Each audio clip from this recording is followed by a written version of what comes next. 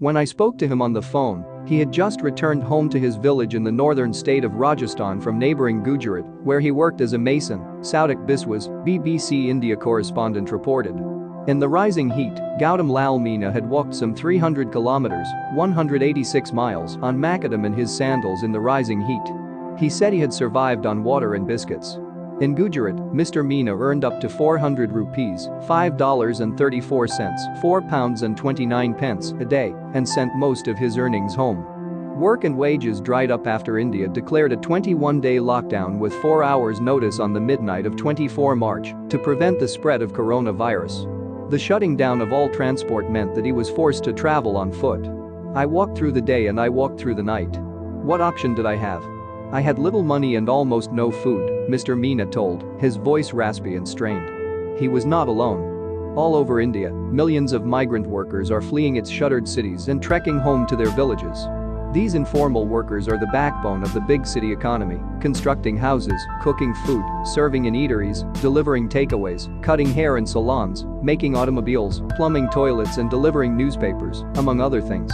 Escaping poverty in their villages, most of the estimated 100 million of them live in squalid housing in congested urban ghettos and aspire for upward mobility. Last week's lockdown turned them into refugees overnight. Their workplaces were shut, and most employees and contractors who paid them vanished. Sprawled together, men, women and children began their journeys at all hours of the day last week. They carried their paltry belongings, usually food, water and clothes, in cheap reshin and cloth bags. The young men carried tatty backpacks. When the children were too tired to walk, their parents carried them on their shoulders. They walked under the sun and they walked under the stars. Most said they had run out of money and were afraid they would starve.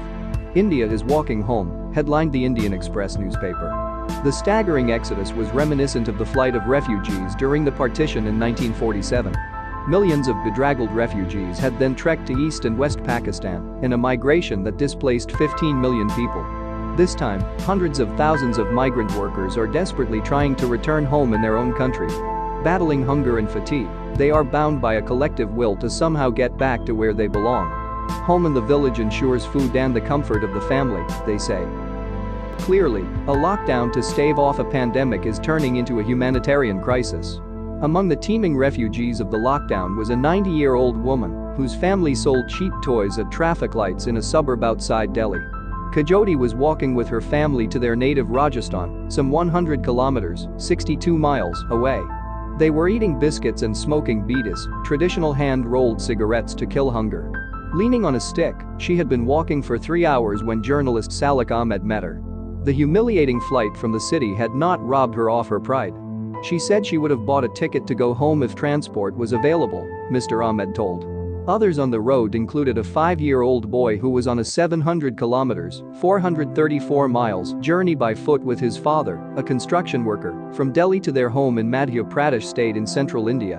When the sun sets we will stop and sleep, the father told journalist Barka Dutt.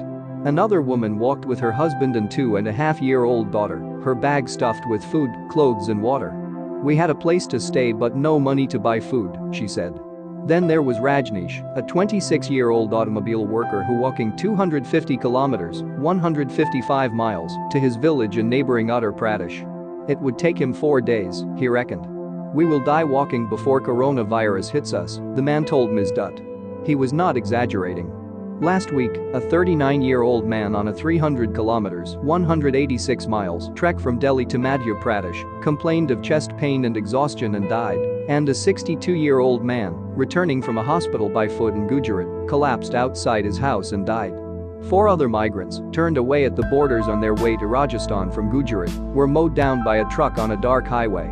As the crisis worsened, state governments scrambled to arrange transport, shelter and food. But trying to transport them to their villages quickly turned into another nightmare. Hundreds of thousands of workers were pressed against each other at a major bus terminal in Delhi as buses rolled in to pick them up. The next few days will determine whether the states are able to transport the workers home or keep them in the cities and provide them with food and money. People are forgetting the big stakes amid the drama of the consequences of the lockdown. The risk of millions of people dying, says Nitin Pai of Takshashila Institution, a prominent think tank.